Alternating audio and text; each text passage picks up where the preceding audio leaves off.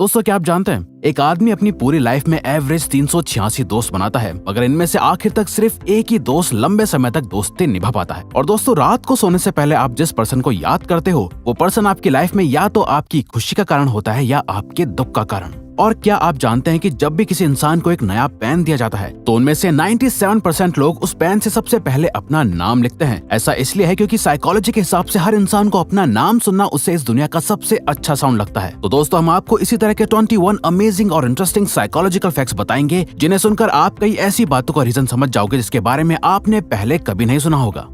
Number 21, अगर आप चाहते हो कि कोई आपके सामने झूठ ना बोले तो आपको बस इतना करना है कि जब भी आप उस पर्सन से बात कर रहे हो तो उनकी आंखों में देखने के बजाय आपको उनके माथे के बीचों बीच देखना चाहिए। इससे वो अपना थोड़ा बहुत कॉन्फिडेंस खोने लगेंगे और उन्हें लगेगा कि वो अगर झूठ बोलेंगे तो वो पकड़े जाएंगे और ऐसे में वो झूठ बोलने से रुक जाते हैं, इसलिए इसके चांसेस कम हो जाएंगे कि वो आपके सामने झूठ भी बोल पाए। नंबर 21, आपने कभी इस बात पर ध्यान दिया है कि जब कोई आपको इग्नोर करता है तब आप उस इंसान पर और ज्यादा ध्यान देने लग जाते हो, आपका सारा अटेंशन उसी पर रहता है। ऐसा क्यों होता है कि हम उसी चीज को चाहते हैं जिसे पा नहीं सकते? इसका एक साइकोलॉजिकल रीजन ये है कि हमारा ब्रेन अनफ्रेंडलीनेस को एक चैलेंज या गोल की तरह देखता है। आप उन लोगों के लिए इतने ऑब्सेस्ड रहते हो क्योंकि आपका ब्रेन उस इग्नोरेंस को एक चैलेंज की तरह देखता है जिसे आप अकम्प्लिश करना चाहते हो, जैसे किसी मैथ प्रॉब्लम की तरह। नंबर 19, आजकल psychological disorders like stress, anxiety, depression etcetera बहुत ज्यादा कॉमन होते जा रहे हैं। अर्ली 20s में की गई एक रिसर्च के अकॉर्डिंग स्टूडेंट्स का एंग्जाइटी लेवल इतना ज्यादा होता है जितना कि एक 90s-50s के साइकियाट्रिक पेशेंट का। और अगर आज के टाइम पे ये स्टडी अब दोबारा की जाए तो एक एवरेज स्टूडेंट का एंग्जाइटी लेवल किसी साइकियाट्रिक पेशेंट से भी ज्यादा होगा।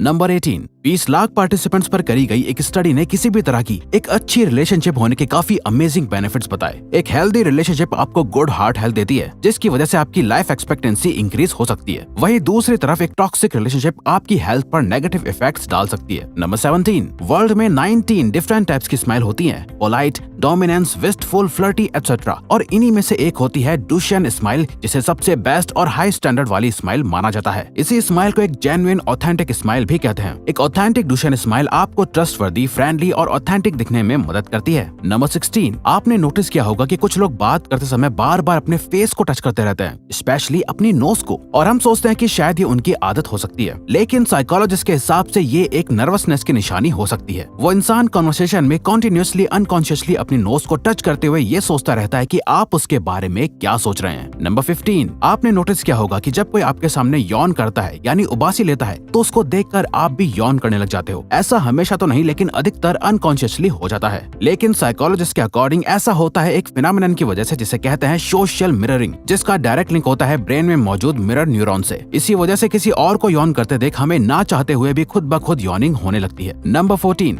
जब आप किसी क्यूट पेट, टॉय या बच्चे को देखते हो तो आपका मन उसे दबाने का करता है, पर क्या ऐसा होना नेचुरल है? इस तरह के बिहेवियर को कहा जाता है cuteness aggression. Neuro science research में देखा गया कि हम पॉजिटिव चीजें देखकर बहुत ज्यादा ओवरवेल्म फील करने लगते हैं और इन्हीं क्यूट चीजों को देखकर हमारे पॉजिटिव इमोशंस बढ़ जाते हैं, जिसे कंट्रोल करने के लिए हमारा ब्रेन क्यूटनेस अग्रेशन क्रिएट करता है जो हमारी इस ओवरवेलमिंग फीलिंग को कंट्रोल करती है। नंबर 13, दिन भर में हमारे दिमाग में 50,000 से भी ज्यादा थॉट्स आते हैं, जिसमें से 80% थॉट्स नेगेटिव होते हैं जिनका हमारी डे टू डे लाइफ पर बुरा असर पड़ सकता है। इन थॉट से आप बच नहीं सकते, पर इनको सही जरूर कर सकते हो, अपने आप को बिजी रखकर या ऐसी एक्टिविटीज करके जो आपको खुश करती हैं या फिर कुछ अच्छा सोचकर। अगर आपको लगता है कि आप ज्यादा ओवर थिंकिंग करते हो या आपको सिर्फ नेगेटिव थॉट्स ही आते हैं तो अपने आप को सुपर बिजी करके देखो। नंबर 12, ये एक काफी अजीब फैक्ट है कि हमारा माइंड जो हमारी मदर टंग यानी मातृभाषा है उससे अलग लैंग्वेज में कुछ सोचे तो हमें काफी सही डिसीजन लेने में मदद करता है। ऐसा बहुत सारी रिसर्च में देखा गया है कि आप जब किसी और लैंग्वेज में सोच कर डिसीजन लेते हैं तो आपका माइंड ज्यादातर टाइम सही होता है, इसीलिए अगली बार कोई डिसीजन लेने से पहले उसके बारे में इंग्लिश में सोच के देखना। नंबर 11, हम रेस्टोरेंट्स एंड कैफेज में वेटर्स को किस तरह से ट्रीट करते हैं ये दिखाता है कि एक्चुअल में हमारा नेचर कैसा है। इस रूल को द वेटर रूल कहा जाता है। इसमें यह देखा जाता है कि दूसरे लोग जो आपकी नजर में सिर्फ वेटर हैं उन्हें आप किस तरह से ट्रीट करते हैं। आपका नेचर आपकी पर्सनैलिटी को डिफाइन करता है, सिर्फ नाम और पैसा नहीं। नंबर 10, ऐसी चीजें करना जिनसे आपको सबसे ज्यादा डर लगता है वही आपको सबसे ज्यादा खुश रखती हैं। आप जब भी कोई ऐसी चीज करते हैं जिसमें थोड़ा रिस्क का डर होता है तो उसको करने के बाद आपको खुशी जैसा फील होता है। अब इन सब का ये मतलब नहीं कि आप खुशी पाने के लिए कोई भी गलत काम करने लग जाओ, लेकिन हाँ, कुछ रिस्क के एडवेंचर्स करने का ट्राई करके आपको जो खुशी हासिल होती है उसका कोई मुकाबला नहीं होता।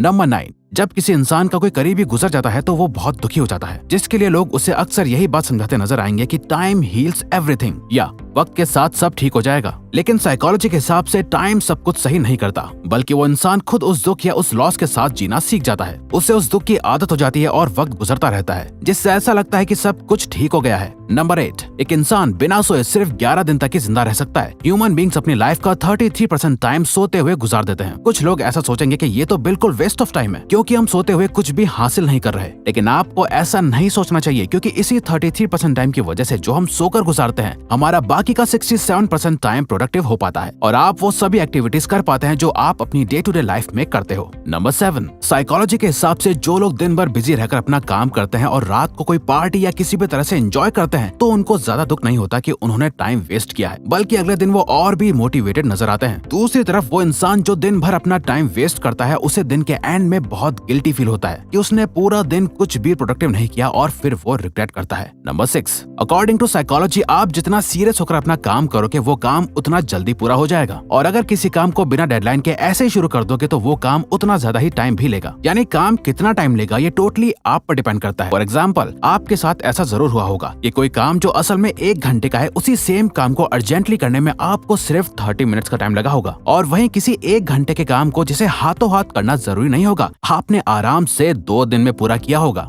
नंबर 5, ह्यूमन ब्रेन एक बहुत ही एडवांस ऑर्गन है जिसके अंदर सारी इन्फॉर्मेशन सेव्ड रहती है, जिसे हम मेमोरी कहते हैं। माँ के पेट से लेकर मरने तक हमारी लाइफ का हर एक इवेंट हमारे ब्रेन में सेव्ड होता है। लेकिन फैक्ट की बात यह है कि ह्यूमन बींग्स चाहकर भी उन सभी मेमोरीज को दोबारा से याद नहीं कर सकते। हाँ, कुछ खास मेमोरीज याद आ जाएं, लेकिन सभी इवेंट्स आपके ब्रेन में मौजूद होने के बावजूद भी उन्हें याद कर पाना इम्पॉसिबल है। नंबर 4, आप जिस भी तरह के शोज या मूवीज देखते हो, उसी तरह से दुनिया को भी देखना शुरू कर देते हो। रिसर्च बताती है कि जो लोग क्राइम इन्वेस्टिगेशन या इवन ज्यादा न्यूज देखते हैं, वो दुनिया में होने वाले सीरियस क्राइम्स को ओवर एस्टिमेट यानी बढ़ा चढ़ा के देखते हैं, और इस तरह के शोज उन्हें ये सोचने पर मजबूर करते हैं कि दुनिया एक बहुत डरावनी जगह है और वो उसमें एक विक्टिम है। जबकि जो लोग कॉमेडी और फैंटेसी जॉनरा देखते हैं, उनकी लाइफ काफी पॉजिटिव होती है। नंबर 3, हमारी सोच और हमारे दिमाग की सोचने की एबिलिटी हमारे कल्चर पर डिपेंड करती है। सोशल साइकोलॉजिस्ट रिचर्ड निस्बेट ने अपनी book the geography of thought में बताया है कि किस तरह एशियन एंड वेस्टर्न कंट्रीज में मेंटल प्रोसेसेस अलग होते हैं, यानी दोनों कंट्रीज के cultures, philosophy, education and social structure अलग हैं, जस्ट बिकॉज वहाँ के लोगों को अलग अलग तरह की प्रॉब्लम्स फेस होती हैं। इसी वजह से एशियन कंट्रीज में लोगों की थिंकिंग काफी हॉलिस्टिक होती है और वहीं वेस्टर्न कंट्रीज की काफी एनालिटिक। नंबर 2, हमें ऐसा लगता है कि हम अपना हर डिसीजन काफी सोच समझ कर लेते हैं, लेकिन साइकोलॉजी के हिसाब से हम अपने ज्यादातर डिसीजंस अनकॉन्शियसली लेते हैं। फॉर एग्जांपल, अगर आप कोई मोबाइल लेने जाते हो तो आप अपना बजट और ब्रांड कॉन्शियसली ध्यान में रखकर फोन चूज करते हो, लेकिन अनकॉन्शियसली आपका माइंड आपको ट्रेंड और मोबाइल के और फीचर्स की तरफ भी आकर्षित करता है, जिससे आपका डिसीजन अफेक्ट होता है। नंबर 1, जब भी हमें कोई रूल बहुत स्ट्रिक्ट लगता है या हमें ऐसा लगता है कि हमसे हमारी फ्रीडम छीनी जा रही है, तो हम में से अधिकतर लोगों का मन सिर्फ उस एक रूल को नहीं बल्कि हर रूल को तोड़ने का करता है। साइकोलॉजिस्ट इस बिहेवियर को रिएक्टेंस कहते हैं। ये हमें बताता है कि किसी को फोर्स करके अपनी बात मनवाना कभी काम नहीं करता। हम दूसरों की बात तभी मानते हैं जब हमें लगता है कि हम वो काम अपनी मर्जी से कर रहे हैं।